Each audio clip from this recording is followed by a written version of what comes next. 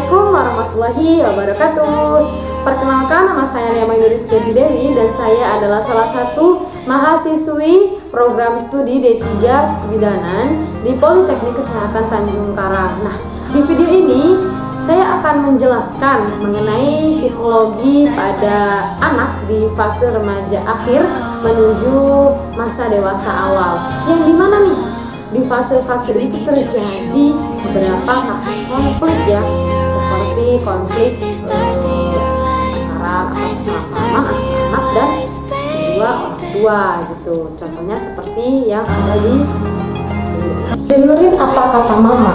Yang pertama, kamu itu sudah besar, kamu sudah beranjak dewasa, kamu itu sudah gadis. Usahakan, jagalah marwah kamu sebagai perempuan. Jangan kamu dekat-dekat dengan lawan jenis kamu, nak. Mama seperti ini karena mama khawatir dengan anak mama, bukan karena apa-apa. Mama hanya khawatir saja. Gini loh, Ma, bukannya aku tuh gak mau dengerin apa yang mama omongin, tapi tuh aku tuh udah gede loh, Ma. Aku juga udah mandiri, aku tuh udah mau kuliah. Sekarang mama jangan atur-atur aku harus kuliah kemana, aku harus jadi apa, profesi apa. Mama jangan atur dong. Jadi gitu ya guys, kita bisa lihat nih konflik yang tadi aku tayang itu benar-benar banyak terjadi gitu kan. Nah, kok bisa terjadi gitu? Nah, inilah pentingnya kita tahu dulu apa aja sih karakter di masa remaja akhir menuju ke dewasa awal. Di sini saya akan menjelaskan, tidak lupa beserta dengan tipsnya. Jadi tonton sampai akhir. Jadi guys, pada karakter anak di masa remaja akhir menuju masa dewasa awal, nah ini tuh yang pertama, anak akan membentuk karakter dirinya secara paten dan karakter ini akan dibawa dia seumur hidup. Jadi usahakan nih buat teman-teman atau orang tua, kakak-kakak yang nonton video ini, usahakan kita bantu anak kita supaya membentuk karakter yang baik yang akan dibawa dia seumur hidup gitu. Kemudian untuk karakter yang kedua adalah anak ini akan lebih banyak menghabiskan waktu dengan teman-temannya dibandingkan dengan orang tua atau keluarga. Nah, memang di usia anak remaja akhir menuju masa dewasa ini, memanglah anak ini akan lebih banyak menghabiskan bermain dengan teman-temannya. Kita lihat sendiri ya, kalau di lapangan gitu, anak-anak yang masih SMA atau baru lulus SMA itu pasti dia jarang banget nih diam di rumah. Dia lebih banyak menghabiskan waktu pulang sekolah, udah nggak di rumah, dia udah main sama teman-temannya, udah makan-makan, dan kadangkala dia lebih mementingkan berkumpul dengan sahabat-sahabatnya, dengan teman-temannya dibandingkan kumpul-kumpul dengan keluarga gitu. Tapi jangan aneh ya, memang ini sudah waktunya, fasenya karakter tersebut ada gitu. Jadi jangan kaget kalau misalkan melihat kok anak saya lebih banyak habisin waktu nih sama teman-temannya dibanding sama saya, ada kurang apa gitu dengan saya. Tidak, memang ini fasenya, fase anak lebih banyak menghabiskan waktu bersama teman-temannya. Kemudian yang ketiga adalah anak ini akan mulai menunjukkan ketertarikannya kepada lawan jenis gitu. Karena mungkin ini dibantu karena perubahan hormon juga, jadi dia sudah mulai tertarik nih sama lawan jenisnya, sudah mulai punya rasa suka, memilih teman atau memilih orang yang dia sukai atau merasa tepat dengan lawan jenisnya tersebut gitu. Dan untuk poin keempatnya, anak ini memiliki suasana hati yang berubah-ubah gitu, tidak menentu gitu. Jadi dia kayak gundah, gelisah, senang, benci gitu, dia ada di dalam hatinya. Karena ini perubahan hormon, kemudian dia juga konflik dengan pikirannya sendiri, dia membutuhkan orang, dia sedang mencari orang yang tepat yang bakal bisa nerima dia. Makanya hatinya itu suasana tidak tentu gitu. Kadang dia bisa ceria, dia bisa sedih gitu, karena dia itu mulai memikirkan masa depannya, bagaimana ke depannya seperti itu. Makanya dia memiliki suasana hati yang berubah-ubah. Kemudian poin yang kelima yaitu anak ini sudah senang untuk membuka atau memperluas jaringan sosial yang biasa kita sebut relasi ya. Dia mulai banyak mengenal teman-teman, mengenal banyak circle mungkin, mengenal dunia luar, tidak hanya dengan keluarganya saja, orang terdekatnya saja, tidak.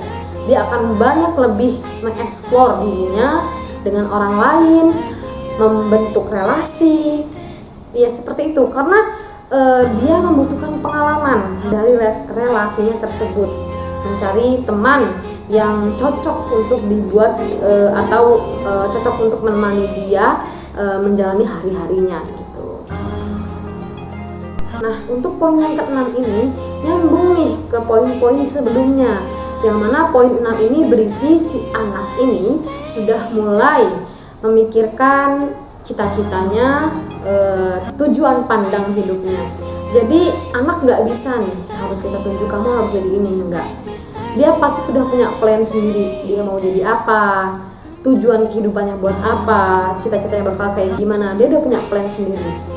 Dan biasanya nih di fase ini, di fase ketika dia sudah memiliki cita-cita sendiri, dia kayak ini nih yang paling baik buat aku gitu, cita-cita yang terbaik buat aku tuh ini. Kadang juga tuh jadi konflik gitu loh sama orang tua ketika cita-cita anak tidak sesuai dengan apa yang orang tua sampaikan gitu. Jadi di sini juga harus dijaga ketika orang tua menanggapi nih tentang cita-cita anak-anaknya gitu ya. Dan untuk poin yang terakhir adalah fase ini akan menjadikan anak itu merasa dia mandiri dan dia sudah bisa mengambil keputusan sendiri. Dia merasa kalau apa yang dia pilih, apa yang dia putuskan itu menurut dia itu semuanya sudah benar gitu. Dan kadangkala karena fase ini juga itu menimbulkan konflik ketika dia memutuskan sesuatu tanpa bertanya kepada orang tua dulu. Mungkin dia merasa kalau dia sendirilah yang bisa memutuskan apa yang terbaik buat hidupnya gitu kan. Nah, di sini orang tua atau orang sekitar itu harus bisa nih menyikapi tindakan anak seperti ini gitu kan. Biarkan dia mengeksplor dirinya, membentuk relasi, terus membuat keputusan, biarkan dia, tapi tetap dengan pengawasan kita yang tidak terlalu menekan kepada anak gitu ya. Kemudian mungkin sekarang kita bisa lanjut ke bagian tips untuk menyikapi anak-anak kita yang sudah masuk nih ke remaja akhir atau sudah menuju ke masa dewasa awal. Dimana sudah saya jelaskan ya tadi ya, kalau di masa remaja akhir ini menuju masa dewasa awal itu banyak banget nih konflik-konflik yang bakal terjadi. Entah itu masalah dari lingkungan keluarga, orang tua, atau dirinya sendiri. Nah, tips untuk orang tua yaitu yang pertama, jadilah teman bagi anak gitu. Karena di usia seperti ini dia lagi mencari teman untuk siapa nih orang yang bisa jadi teman dia gitu loh, nyaman dan terima dia apa adanya dengan segala keputusan dan keinginannya gitu. Kemudian yang kedua, untuk orang tua jangan banyak menekan kepada anak di usia remaja akhir. Ada baiknya orang tua itu menyampaikan suatu pilihan baik atau benar. Misalkan seperti ini, anak bilang, ya aku mau, atau ya aku lagi deket nih sama si B. Kemudian usahakan orang tua jangan sampai, kamu anak perempuan, kamu tidak boleh seperti itu gitu kan. Nah, jangan lakukan seperti itu, tapi berikan pilihan dengan kata-kata yang serius dan berikan rasa kepercayaan juga. Contohnya gini nih jawaban orang tua, wah kamu sudah mulai menyukai seseorang ya, siapa orang tersebut? Nah, seperti itu. Kemudian, bagus, artinya kamu sudah semakin dewasa ya, tapi apakah itu baik untuk kamu lakukan di masa sekarang? Nah, jangan sampai kita sebagai orang tua kayak menjudge, kamu jangan pacaran, tapi tanyakan baik atau tidak jika kamu melakukan hubungan dengan lawan jenis itu gitu ya. Kemudian yang ketiga, ketika kita sudah konflik sama anak. Nah, tunggu waktu yang tepat, waktu dimana si anak ini sudah enjoy, sudah enak diajak bicara gitu kan. Karena kalau misalkan kita nggak bisa ngambil waktu yang tepat dengan anak, orang tua akan kehilangan anak, komunikasi kita akan jauh dengan anak gitu. Jadi usahakan, carilah waktu yang tepat, waktu yang enak untuk anak tersebut diajak bicara dengan orang tua gitu loh. Kemudian yang keempat, itu usahakan kita supaya memberikan kata-kata kepercayaan dengan keseriusan.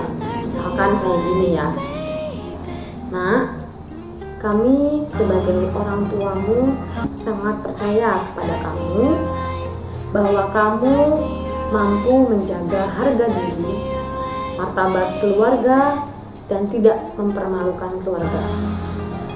Ayah percaya, Nak, atau ibu percaya, Nak, kepada kamu bahwa pilihanmu adalah pilihan yang terbaik. Jadi kami harap kamu tidak mempermalukan keluarga dan tetap menjaga harga diri kamu. Cukup mungkin dari mulai tadi ya saya sudah jelaskan apa karakternya, kemudian apa aja sih tips-tipsnya supaya kita jauh dari konflik. Karena kalau misalkan kita sebagai orang tua tidak mengerti apa yang anak inginkan, mungkin lebihnya bukan tidak mengerti ya apa keinginan anak, tetapi lebih ke kita tidak memahami karakter atau perubahan-perubahan di psikologi anak gitu. Nah, kemudian usahakan kita lakukan tips-tips yang sudah saya berikan tadi. Kemudian tetap jaga komunikasi dengan anak, hindari konflik bersama anak gitu. Mungkin dari saya cukup sekian. Saya harap tips dan apa yang sudah saya jelaskan bermanfaat untuk saya dan untuk semua orang di lingkungan sekitar saya dan untuk kalian semua. Terima kasih banyak sudah menonton hingga akhir. Saya akhiri, wassalamualaikum warahmatullahi wabarakatuh. Dadah.